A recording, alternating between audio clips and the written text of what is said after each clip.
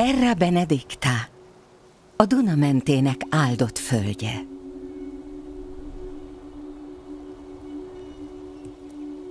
Volt idő, amikor a magyar föld mélykék ütőere nem egyenesen rohant át a tájon, hanem hajszál erejével gazdagon átszőve itatta, táplálta a vidéket, hol nyomában buja-zölden sarjadt az élet. A Duna egykor kényekedve szerint vándorolt át a Kárpát-medencén, időnként nagy területekre vad árt zúdítva.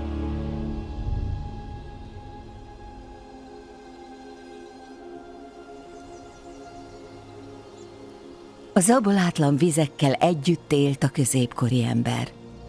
Hol áldva, hol átkozva színe, ereje változásait. Ott, ahol a kanyargó őssárvíz elérte a Dunát, a folyó tündérkertté varázsolta a tolnai baranyai Duna-ártér minden zugát. A sárközi ártéri gazdálkodás, az ember és a táj közti eszményi együttműködés egyedülálló példája volt. Az ember nem akarta gátolni, akadályozni a víz útját, inkább terelgette, hogy azt árassza el, amit ő jónak lát. Fokokat, derékkanálisokat fakasztott, hogy így vezesse magasabb területekre a Duna áradását.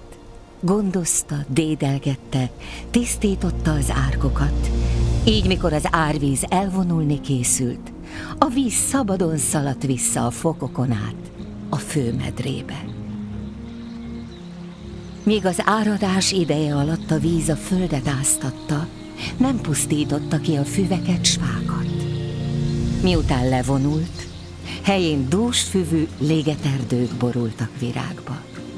De a legnagyobb áldás a halak gazdagsága. Nem volt a földnek máshol olyan királysága, ahol ekkora halbőség lubickolt volna a Duna folyásában. Ahogy a korabeli tudós humanista írja, a Magyar Királyságban a folyók 2 rész vízből és 1 rész halból állnak, és ebben a magyar embernek nagy szerepe volt. A nyárelei zöldár egybeesett a halak ívási idejével. Így, amikor a víz elárasztotta a fokokat, a halak ösztöntől vezérelve úsztak fel a sekélyebb, melegebb vizekre, ahol bőséges táplálékra leltek. Amikor a víz apadni kezdett, gyorsan visszafordultak ők is a főmederbe. A halász tudta, hogyan fogja ki könnyedén úgy a nagyobb halakat, hogy ne csökkenjen a szaporulat.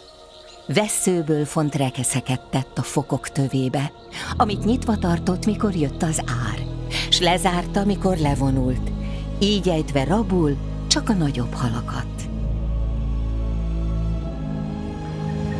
Micsoda édenkert volt ez! Felséges rétisasok szálltak. A tavakban pompás hattyúk tanyáztak. Kora tavasszal a szilfák és égerfák koronája borult mézédes virágporban, melyben méhek ezrei dongtak. Aztán a tölgyek, kőrisek, bodzások, mocsári virágok ontották a nektárt, hogy mézzel teljen minden mékas. A gyümölcsös kertek fái illatos almától, körtétől, szilvától roskadoztak.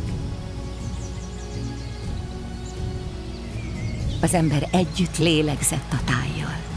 Érezte ritmusát, tudta mikor, hogyan fordítsa kár nélkül a hasznára. Az erdőket, réteket, kaszálókat ésszel használta, s a táj ezt meg is hálálta.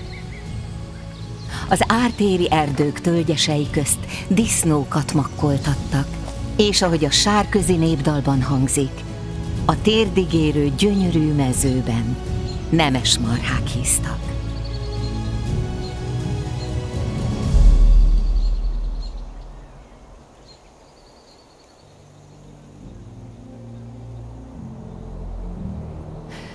Az idilli világnak a pusztulást hozó oszmán hódítás vetett véget.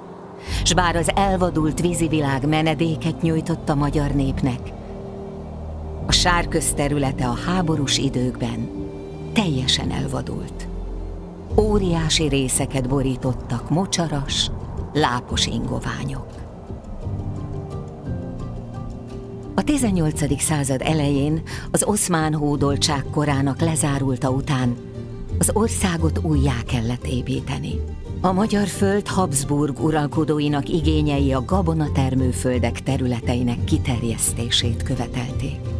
Így megkezdődtek a mocsarak lecsapolására, a folyók hajózhatóvá tételére induló vízimunkálatok, amelyek ekkor elsősorban a délvidéki folyók és a Sárközi Dunaszakasz területét érintették, mivel a Magyar Királyság legtermékenyebb földjei a Bácska, a Bánát és a Szerémség vidékén terültek el.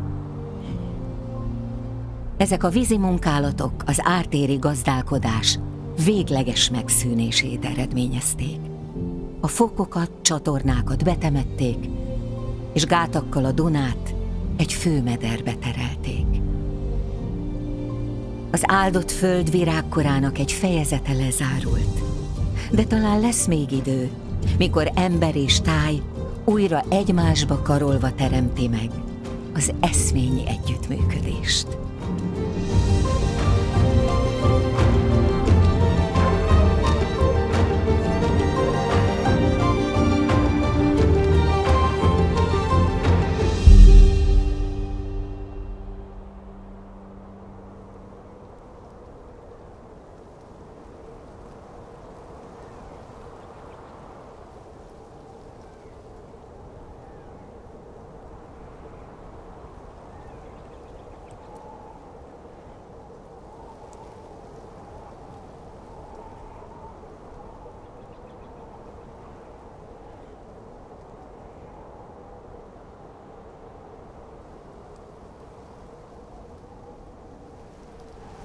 A történeti táj rekonstrukcióját a vízszabályozások előtti 1834-ben készült rendezési terve a Duna egy részének és az egész Sárköznek című térkép ihlette. A film szövegkönyvét Andrásfal Vibertalan, a Dunamente népének ártéri gazdálkodása című könyve inspirálta. A filmben elhangzó eszményi együttműködés gondolata Andrásfal Vibertalantól származik.